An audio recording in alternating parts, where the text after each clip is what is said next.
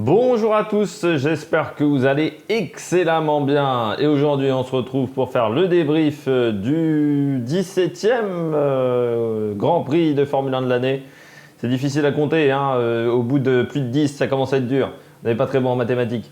Avec le Grand Prix des États-Unis sur le circuit d'Austin. On reviendra bien entendu sur cette course en faisant le bilan des bleus, les top, flop, pilotes moyens. Et puis on n'oubliera pas également la note du Grand Prix.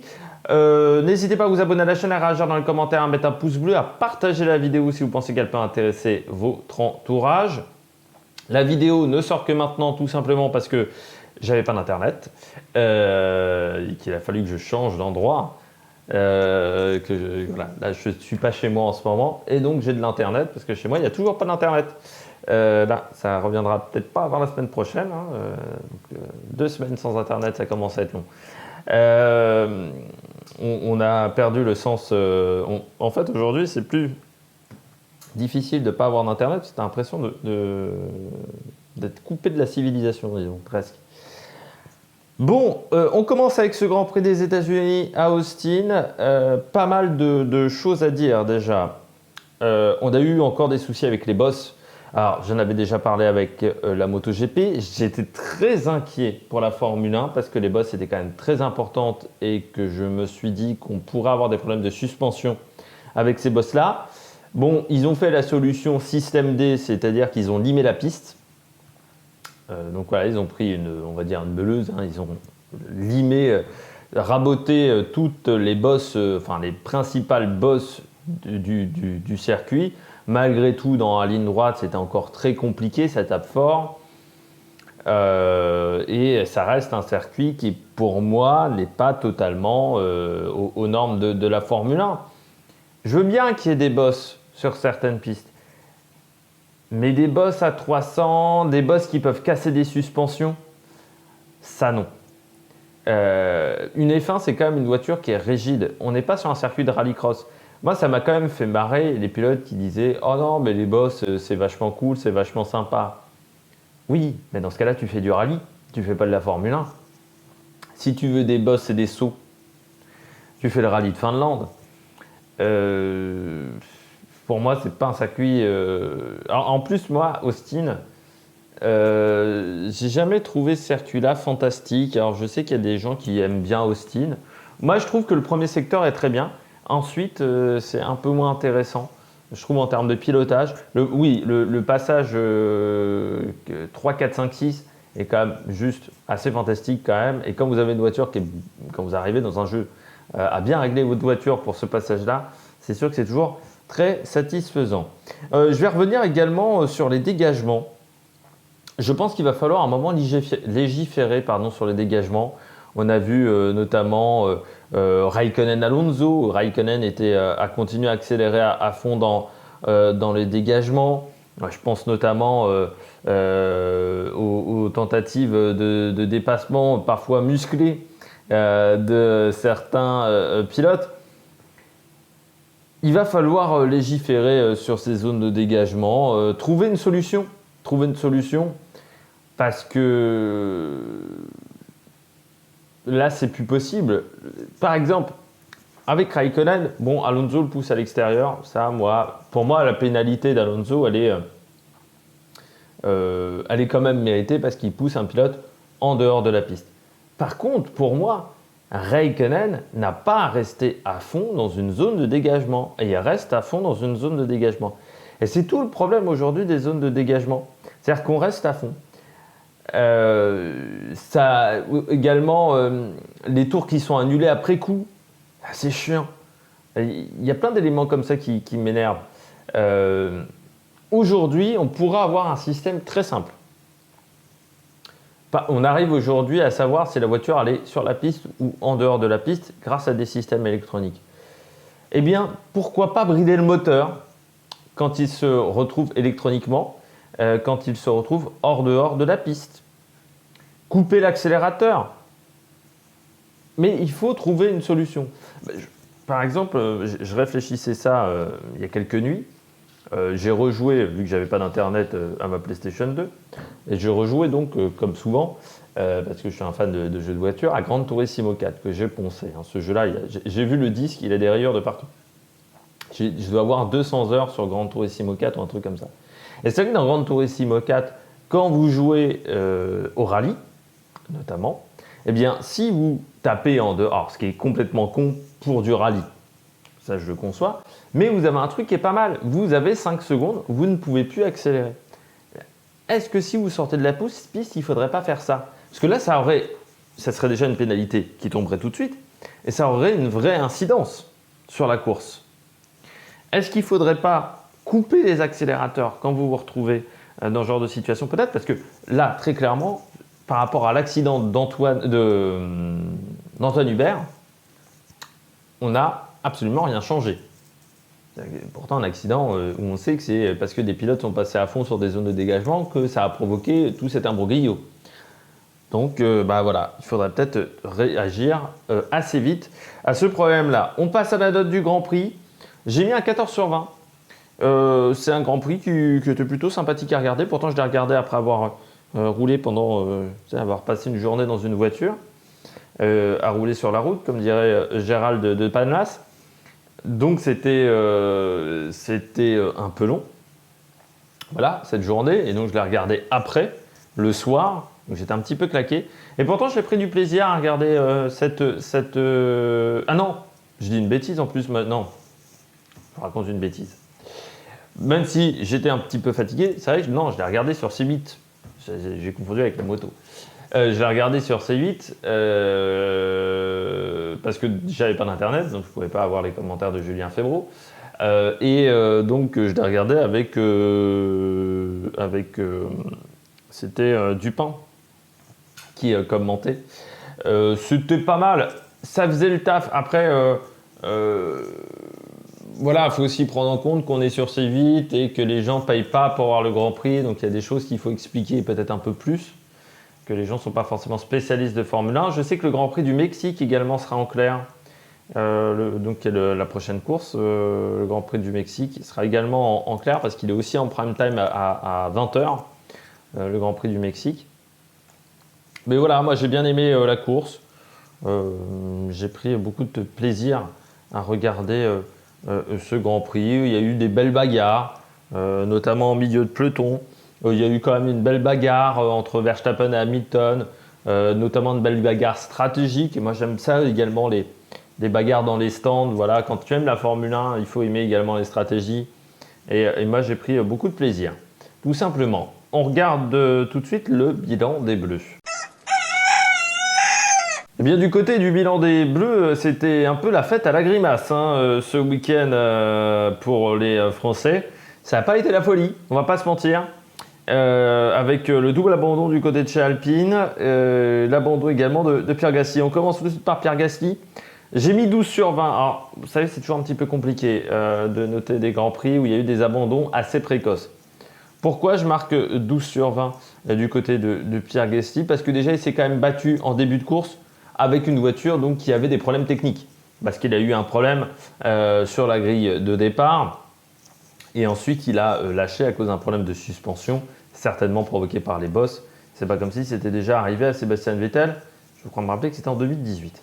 Mais du côté de Pierre Gasly, moi j'ai bien aimé son Grand Prix. Voilà, il a fait son début de course, il a tenté le maximum. Et puis en qualification, parce qu'il faut quand même rappeler, il finit encore devant Tsunoda, 17-0 en qualification entre lui et Tsunoda. Alors certes, Tsunoda n'est pas incroyable depuis le début de saison, mais il n'est peut-être pas incroyable depuis le début de saison parce qu'en face, vous avez un énorme Gasly. C'est également à prendre en compte. Est-ce que Gasly mériterait une meilleure voiture? Moi, je pense que oui. Est-ce que Red Bull lui proposera une nouvelle voiture? C'est pas sûr, comme on dit. Hein, c'est pas évident, parce que bon, Helmut Marko, c'est vrai que son premier passage ne plaide pas en sa faveur. Faut aussi relativiser. Moi, aujourd'hui, je pense qu'il est mature. Est-ce que chez Red Bull, aujourd'hui, on veut 2 pilotes de talent? Pas sûr non plus, parce qu'on a connu la période Vettel-Weber. Les premières années étaient quand même compliquées. Qu'on a connu également avec 2 pilotes de même niveau, je pense Weber-Coulthard. Qu'on a connu également Vettel-Ricciardo. et que ça s'est jamais extrêmement bien passé quand ils avaient deux pilotes d'un niveau très proche.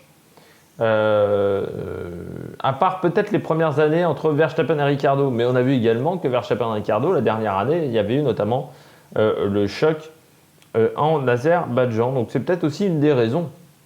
Ils veulent un numéro 1 et un véritable numéro 2. Et c'est vrai qu'avec Pérez, ils ont plutôt un numéro 2, on va dire, qui fait le travail. J'ai mis 10 sur 20 à Ocon. Là aussi, compliqué de noter le week-end du côté d'Esteban Ocon. Encore plus parce que, en plus, son équipier avait une grosse pénalité sur la grille de départ. Donc il l'a devancé en qualification, mais Alonso jouait pas quand même la qualif à fond. Dommage, il passe pas en Q3. Bon, avec des Alpines qui étaient peut-être pas au top aussi. Et puis en course, abandon là aussi précoce pour Esteban Ocon, donc difficile de noter son Grand Prix. Surtout que donc, du côté de chez Alpine, on a eu deux problèmes techniques sur les deux voitures. C'est dommage, c'était pas arrivé depuis quand même quasiment un an, ce genre de phénomène. On passe tout de suite au pilote au top. Cette semaine, beaucoup de pilotes au top. Je m'aperçois, c'est plutôt bien équilibré entre pilote et top, pilote moyen et pilote bon et d'âne. Donc on commence tout de suite avec Verstappen, 19 sur 20. Tout simplement 19 sur 20 pour Verstappen parce que malgré le fait qu'ils n'avaient peut-être pas la stratégie idéale, je pense qu'ils se sont arrêtés la première fois un peu tôt, mais peut-être aussi parce que Verstappen avait un peu surchauffé les pneus en étant dans le sillage de Lewis Hamilton. Malgré donc que leurs adversaires aient une meilleure stratégie qu'eux. Malgré le fait donc qu'il a fallu dépasser, que Hamilton était quand même rapide en course, peut-être un peu plus rapide en course qu'en qualification. Malgré tout ça, malgré des problèmes d'aileron également entre les essais libres 3 et la qualification, ils gagnent la course, ils font la pole position. Je crois qu'il n'y a pas grand-chose d'autre à dire. Cette course-là, c'est la plus inquiétante depuis le début de saison pour Mercedes. Parce que l'écart de performance était important en qualif. Et parce que, également, ils ont, même en ayant tout bien calibré, c'est-à-dire des bons arrêts au stand, prendre la tête au départ, avoir la meilleure stratégie, ils n'ont pas réussi à battre Verstappen. Et qu'en qualif, il y avait 2 dixièmes. Malgré un léger défaut d'aileron arrière. Qu'est-ce que ça aurait été sans le défaut d'aileron arrière, en passant? C'est très inquiétant quand même ça. Hein. Et sur un circuit qui était plutôt Mercedes, en plus. On peut avoir des inquiétudes après cette course du côté de chez Mercedes, parce que Verstappen, il a été très solide ce week-end. Il a fait vraiment un boulot de champion du monde. Et pourtant, vous savez que je ne suis pas totalement fan de Max Verstappen. Mais ce week-end, il a été très solide. Il a été très solide. Très mature également dans sa gestion de course. Parce que il finit bien quand même avec les pneus. Moi, je suis quasiment sûr, et à un moment, il y a 8 secondes, puis l'écart passe très rapidement à 5 secondes entre lui et Hamilton après qu'Hamilton se soit arrêté une deuxième fois. Puis après, l'écart passe à 3 secondes très vite, sous les 3 secondes. Et ensuite, ça stagne. Mais parce que je pense que Verstappen, il a gardé du jus dans ses pneus pour se bagarrer avec Lewis Hamilton. Pour 2 raisons. Premièrement, parce qu'il savait que sur une piste comme Austin, il faut avoir un gros gap de performance pour pouvoir dépasser, ce que Lewis Hamilton n'avait pas par rapport à Verstappen. Et deuxièmement, parce qu'il sait que là, mentalement et moralement, il a peut-être fait encore plus mal à Lewis Hamilton. Je pense que ce sont les 2 raisons. On continue avec Hamilton, 17 sur 20. Pas grand-chose à dire sur Lewis Hamilton. Dommage pour Lewis. Il n'a pas manqué grand-chose, mais il en a quand même manqué un petit peu. 17 sur 20 parce que pour moi, il n'a rien à se reprocher. C'est-à-dire que il a bien roulé, la stratégie, il l'a bien appliquée. il n'y a pas de défaut, je dirais, sur la course de Lewis Hamilton. Le souci, c'est que la voiture, bah, j'ai l'impression qu'elle est quand même un ton en dessous en ce moment par rapport à la Red Bull. Et que même si tu es 7 fois champion du monde, que tu es peut-être le pilote aujourd'hui en activité l'un des meilleurs, bah, quand tu tombes sur un autre pilote très performant et qui a une meilleure voiture que toi, malgré une stratégie moins bonne, eh bien tu ne peux pas gagner.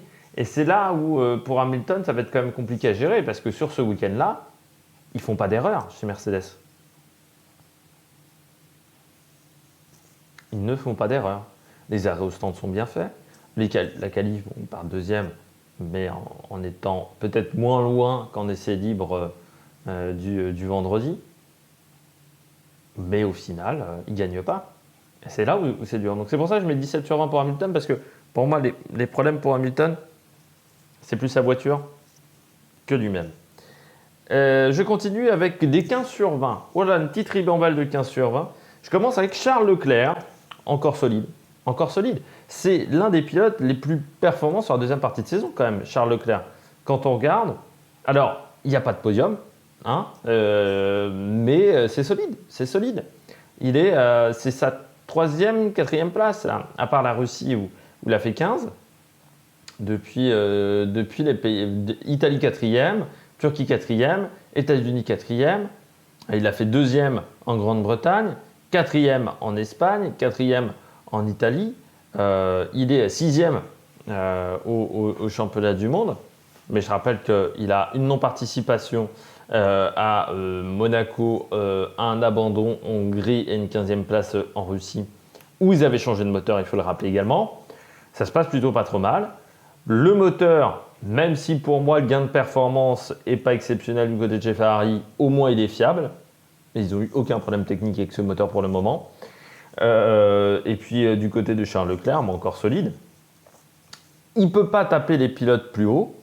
Par contre, il fait le job. Il fait le job et il fait bien le job aujourd'hui, Charles Leclerc. Donc il faut le souligner et il reprend quelques points, notamment à Lando Norris. Il reprend un petit peu d'avance sur Carlos Sainz. Donc c'est plutôt un week-end très intéressant. J'ai mis 15 sur 20 également à Daniel Ricciardo. Pourquoi? Parce que bon Grand Prix. Pour moi, c'est sa course la plus aboutie chez McLaren, même, à Daniel Ricciardo. Parce que c'était pas un Grand Prix facile pour McLaren. Il a dû se battre, il a dû se défendre pendant toute la course. Mais il prend une belle 5e place. Et en qualification, il est devant Lando Norris, ce qui n'est pas arrivé régulièrement et si souvent cette année. Il prend quand même la 6e place en qualification. Donc, pour moi, week-end très intéressant pour Ricciardo. Surtout qu'il n'est pas si loin que ça de la 5e place de Carlos Sainz, en passant. Et il est qu'à 1/10 de Charles Leclerc sur l'autre Ferrari. Non, il est à 2/10, pardon. Il a été rapide, Ricciardo, et c'est vraiment son week-end le plus abouti parce que tout le week-end a été bon. Tout le week-end, il a été dans le rythme. Il n'a pas dû faire un super départ. Il l'a fait à la régulière, cette 5e place. C'était peut-être moins le cas quand même en Italie, du côté de Monza. Et donc pour moi, Ricciardo, il commence peut-être enfin à comprendre. Même si pour le moment, c'est un peu les montagnes russes, hein, Ricciardo, depuis quelques Grands Prix. Parfois c'est très bien, parfois c'est moins bien. Là, c'était très bien ce week-end pour Daniel Ricciardo. En Turquie, c'était beaucoup moins bien. Voilà, bon week-end, donc c'est pour ça que j'ai mis un 15 sur 20, parce que surtout, je trouve que c'est sa meilleure performance au global de l'année. J'ai mis 15 sur 20 également à Sébastien Vettel, qui finit 10e, mais il partait très très loin sur la grille de départ, vu qu'il était 18e sur cette grille de départ, après plusieurs pénalités. Bon week-end de Sébastien Vettel, qui a devancé Lance Stroll pendant tout le week-end. Ça, c'est également... Alors certes, on va dire, c'est que Lance Stroll, oui, mais en Formule 1, c'est important de devancer son équipier. Belle bagarre également, notamment face à Kimi Raikkonen. son grand ami et ancien équipier. Et puis après, belle remontée en course, quoi. Belle remontée en course, surtout, de Sébastien Vettel. Et ça, il faut le souligner également. Parce qu'il part 18e, il finit 10e, sur une piste où les dépassements ne sont quand même pas si aisés. Hein, alors, vous pouvez faire des dépassements, mais il faut y aller un petit peu au forceps quand même. Non, bravo Sébastien Vettel. C'est pour ça que je mets un 15 sur 20, parce que, certes, d'un point de vue comptable, ce n'est qu'un point, mais celui-là, il a fallu aller le chercher avec le cœur. Et puis j'ai mis 14 sur 20 à Yuki Tsunoda, tout simplement parce que Tsunoda a été performant ce week-end, même s'il est derrière Gasly en qualification. Il finit quand même 9e de la course. Il était 10e de la Q3. Alors, un petit peu largué par rapport aux autres pilotes en passant. Mais il a été sinon très très bon ce week-end. Donc c'est pour ça que je voulais mettre un 14 sur 20. Et surtout, il n'a pas fait parler de lui ce week-end. C'est-à-dire Tsunoda, en ce moment, on l'entend peut-être un peu trop. On l'entend un peu trop, on ne voit pas assez ses performances. Et bien là, ce week-end, ça a été beaucoup plus performant pour lui. Donc voilà, c'est pour ça que je mets un 14 sur 20. On passe tout de suite au pilote moyen. On commence avec les pilotes moyens et Carlos Sainz. 13 sur 20, il a fait le taf, Carlos Sainz. Très clairement, voilà, il a fait le travail, mais un petit peu derrière Charles Leclerc sur ce week-end de course. Mais il n'a pas fait d'erreur. Ça n'a pas été déjà tout le temps le cas cette année. Après, voilà, il y a un léger retrait de performance sur ce week-end et depuis quelques courses. À part le podium en Russie, c'est vrai que sur cette deuxième moitié et le podium en Hongrie également, sur cette deuxième moitié de saison, voilà, 10e en Belgique quand Leclerc fait 8, bon, c'était les qualifications. 7e aux Pays-Bas quand Leclerc fait 5, 6e en Italie quand Leclerc fait 4, 8e en Turquie quand Leclerc fait 4, 7e aux États-Unis quand Leclerc fait encore 4. Et ce qui fait que la situation s'est inversée au championnat du monde pilote entre les deux. Malgré tout, ce n'est pas un mauvais week-end, une 7e place. Alors, c'est vrai qu'une 7e place pour Ferrari, il y a 10 ans, on aurait dit c'est un week-end à chier. Oui, mais bon, de l'eau a coulé sous les ponts, comme on dit. Hein. La situation chez Ferrari, quand même compliquée depuis une dizaine d'années. Et on est sur une phase de reconstruction, je dirais, du côté de chez Ferrari. Et du côté de Carlos Sainz, oui, ça s'est pas mal passé quand même. Mais voilà, un 13 sur 20 parce que c'est un Grand Prix où on fait le travail. 13 sur 20 également pour Sergio Pérez.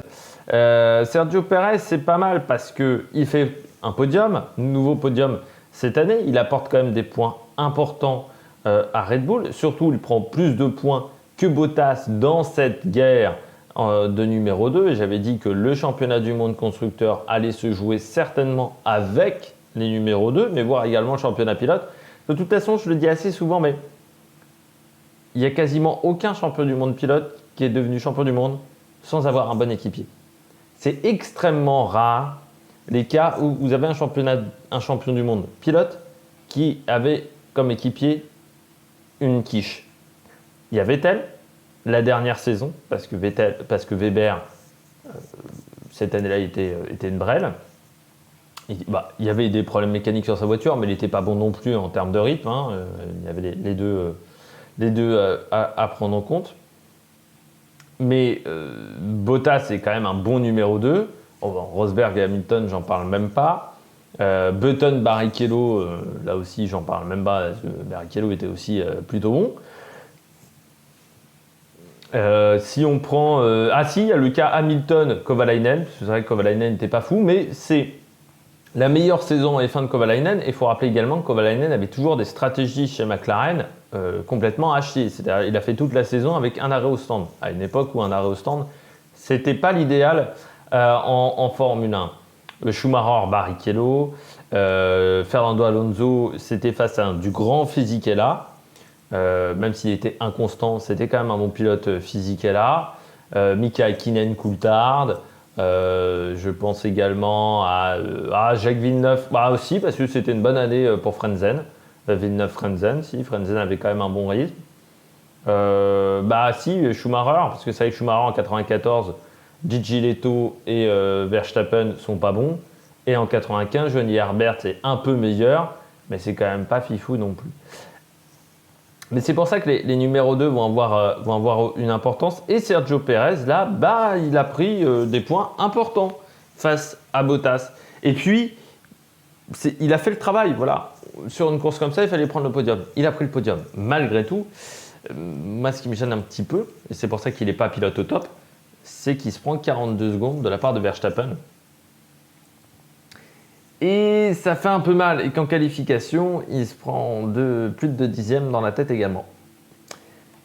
L'écart est encore important. Et surtout, là, j'ai trouvé qu'en course, il n'avait pas un rythme sensationnel. Souvent, il avait cette année, hein, et même dans sa carrière, il a souvent un meilleur rythme en course qu'en qualif, Pérez. Et là, j'ai trouvé que ce n'était pas le cas. Et c'est pour ça donc je ne mets que 13 sur 20, mais c'est déjà une belle note, 13 sur 20. Je continue avec Lando Norris, 12 sur 20. Pourquoi 12 sur 20 pour Lando Norris? Un peu en dessous d'habitude, et puis devancé par Ricciardo, surtout le week-end. Donc c'est pour ça que j'ai mis un 12 sur 20, tu vois. C'est un petit Lando Norris pour cette année. C'est une belle 8e place, hein, encore. Bon, voilà. Mais chez McLaren, une 8e place, maintenant, on ne peut plus s'en contenter. On a des exigences un peu supérieures. Et là-dessus, il était un petit peu moins bien. Ça arrive aussi, la saison est longue. Encore une fois, 22 courses. Calendrier qui a commencé fin mars aussi, hein.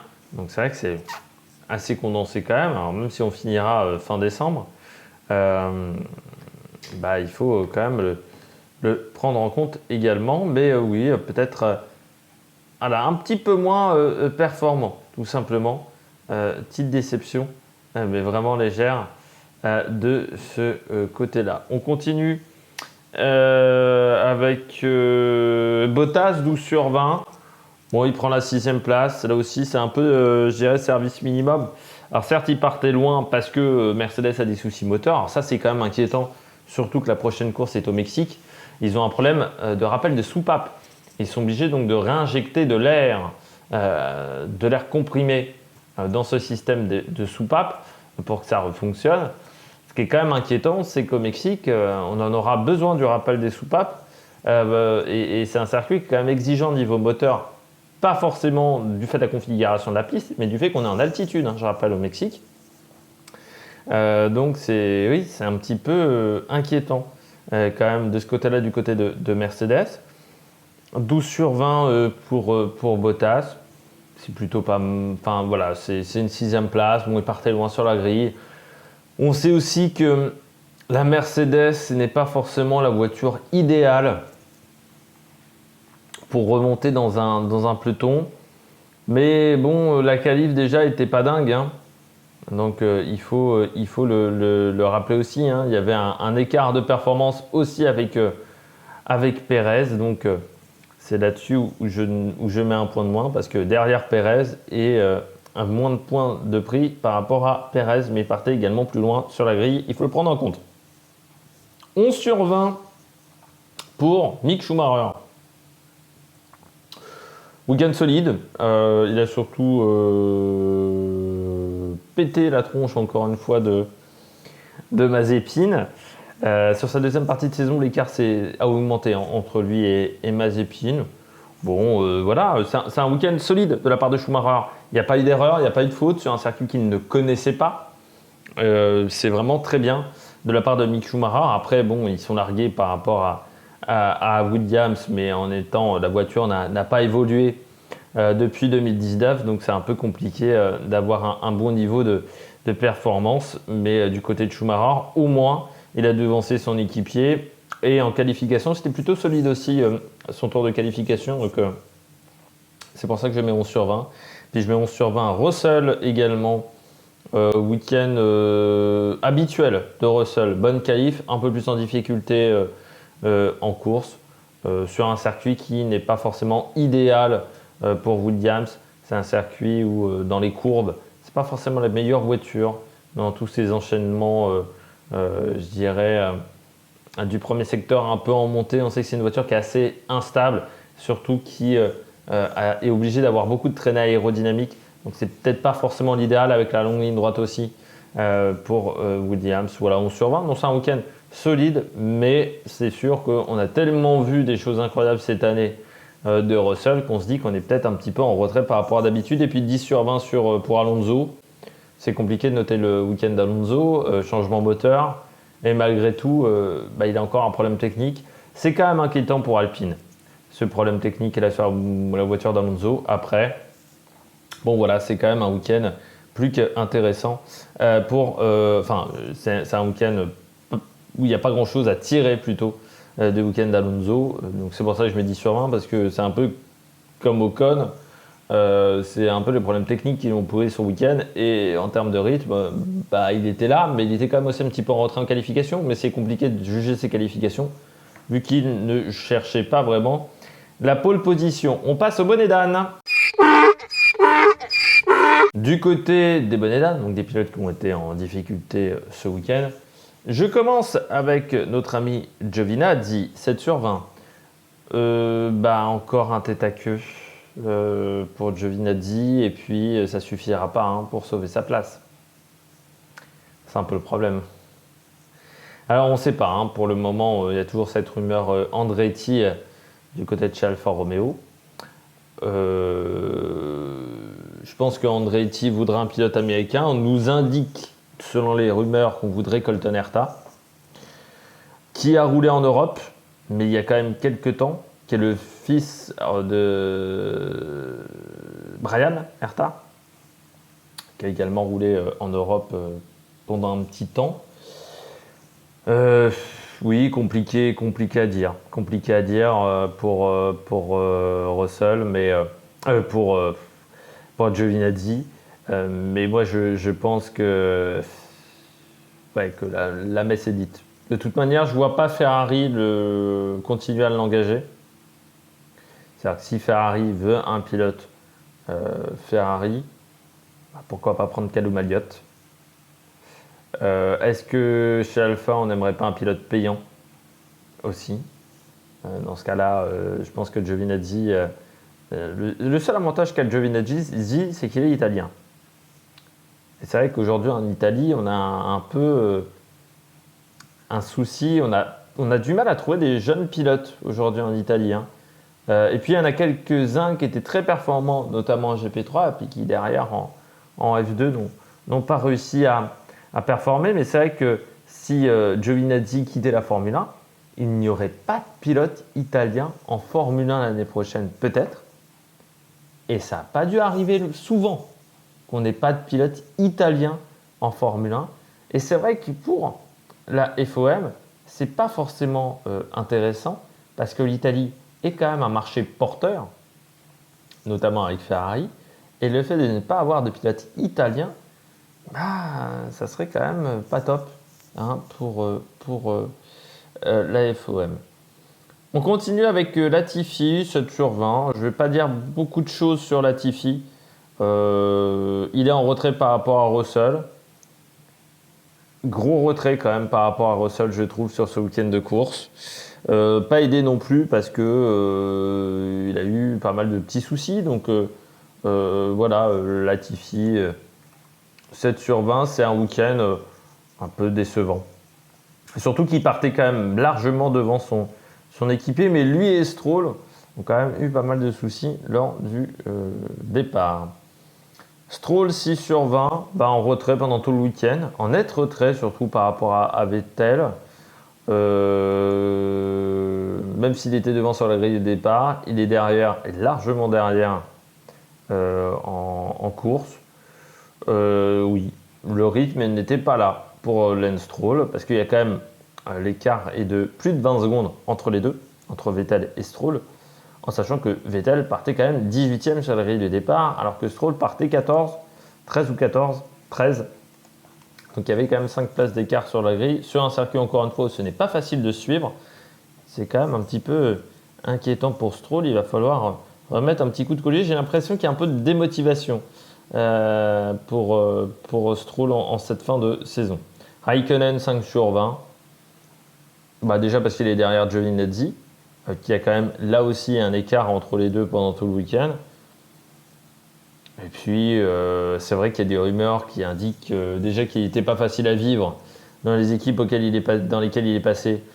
Là, ça semblerait être l'enfer chez Alfa Romeo avec les ingénieurs. Après, je pense que Raikkonen, il aurait fallu le virer l'année dernière. J'ai pas compris comment Raikkonen a réussi à conserver son poste l'année dernière, lui déjà sa saison 2020. Donc, ça nuit un petit peu à la légende, mais j'ai envie de dire que la légende Raikkonen, elle a quand même été pas mal entamée déjà par son passage chez Ferrari. C'est vrai que c'est un peu triste parce que c'est le pilote qui est revenu quand même du rallye, qui était très performant chez Lotus, mais l'après Lotus, il a eu du mal à le gérer et puis ça a toujours été un pilote compliqué à vivre, Raikkonen, c'est vrai que c'était déjà compliqué. Je me souviens, lors de ses premières années, 2002-2003, on l'appelait Iceland, et la semaine, c'était pas forcément un compliment de la part des journalistes, c'était un compliment par rapport à son comportement en course, mais pas forcément par rapport à son comportement dans les paddocks. Et là, c'est vrai que c'est un petit peu triste pour le pilote finlandais. On passe au dernier bonnet d'âne, petite coupure, avec Nikita Mazepin. Nikita Mazepin, eh bien j'ai mis 1 sur 20 pour Mazepin, il a fait acte de présence, mais à part ça, il n'y avait quand même pas grand-chose, très clairement, au niveau performance. C'est un peu le néant hein, quand même, Mazepin. Sur certains aspects, et là en termes enfin, il se prend quand même, je crois, plus d'une minute de la part de Mick Schumacher à voiture équivalente. Et c'est vrai que ça fait déjà depuis quelques courses hein, que c'est comme ça. En qualif, bon, il y a quand même 3 dixièmes, donc c'est beaucoup entre les deux. Et puis, en course, il y a 2 minutes quasiment. Non, pas 2 minutes, mais 1 minute 30, une grosse minute 30. Donc oui, ça fait quand même beaucoup. Entre Mick Schumacher et Mazepin, bah voilà, il va falloir un petit peu se réveiller. Je sais bien que papa est patron de l'équipe. Alors déjà, est-ce que le papa sera patron de l'équipe ad vitam aeternam? Peut-être pas sûr, parce qu'au bout d'un moment, les liquidités, ça va commencer à être compliqué. Et puis c'est surtout que il n'a pas le niveau qu'il avait en F2. Alors beaucoup de gens vont me dire oui, mais en F2 il était pas bon. Non, il était plutôt pas mal en F2. Il manquait de maturité, ça je suis d'accord. Mais en F2, il avait du rythme. Il a gagné des courses en F2. Avec Hightech, qui était pourtant une équipe nouvelle. Donc c'est un peu compliqué quand même du côté de Nikita Mazepin. On passe au classement tout de suite, au classement pilote. Vous l'avez à l'écran avec Max Verstappen qui a donc désormais 12 points d'avance sur Lewis Hamilton. L'écart qui augmente entre les deux pilotes avant le Mexique, Sao Paulo, Qatar, Arabie Saoudite, Abu Dhabi. C'est-à-dire qu'il reste 5 courses en sachant que Sao Paulo est quand même une piste plutôt Red Bull ces dernières années. Et que sur les autres, c'est vrai que le Qatar est plutôt une piste de moteur. Abu Dhabi, nouvelle génération, ça conviendra peut-être un peu plus aux Mercedes encore. Mais voilà, il va falloir quand même un petit peu se bouger, on va dire, du côté de Mercedes si on veut rétablir la situation au championnat. Bottas est troisième avec désormais 35 points d'avance sur Perez. On retrouve ensuite Perez, Lando Norris, 1 point d'écart. Et donc Perez qui repasse devant Norris. Charles Leclerc, Carlos Sainz. Là encore, Leclerc est devant Carlos Sainz, puis Daniel Ricciardo, Pierre Gasly 9e, un petit peu maintenant dans un no man's land, devant Fernando Alonso, Esteban Ocon, puis Vettel, Stroll, Tsunoda, Russell, Latifi, Raikkonen, Giovinazzi, Mick Schumacher, qui n'a pas de points, comme Mazepin et Robert Kubica. Au niveau du classement constructeur, eh bien là c'est Mercedes qui est en tête, qui garde quand même une belle avance sur Red Bull Honda. On retrouve avec 23 points d'avance entre les deux.